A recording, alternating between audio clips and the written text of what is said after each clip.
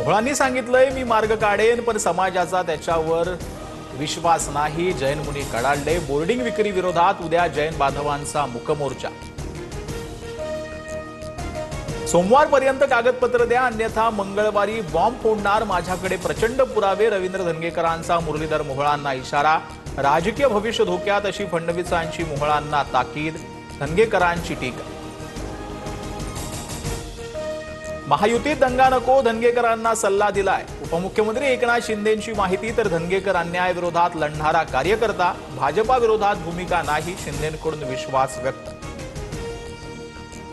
मुख्यमंत्र्यांनी दखल घेतली, पण पालकमंत्री जैन बोर्डिंगमध्ये फिरकले सुद्धा नाहीत. जैन मुनी गुप्तीनंद महाराजांची अजित पवारांवर टीका. मागणीचा विचार केला नाही तर निवडणुका जवळच, जैन मुनींचा इशारा.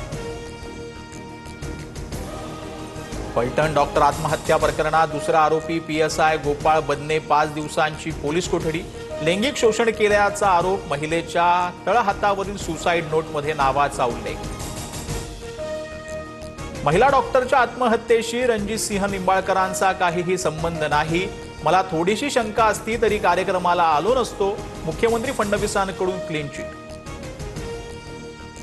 फलटणमधील महिला डॉक्टरची आत्महत्या नसून संस्थानात्मक हत्या. सत्तेमधील लोक आरोपींना वाचवण्यासाठी मदत करत आहेत. राहुल गांधींचा ट्विट करत गंभीर आरोप. राहुल गांधी आणि त्यांच्या पक्षातले अशा संवेदनशील घटनांमध्ये राजकीय पोळी शेकण्याचं काम करतात. हे दुर्दैवी. फलटण प्रकरणावरील आरोपांवरून मुख्यमंत्री फडणवीसांची टीका.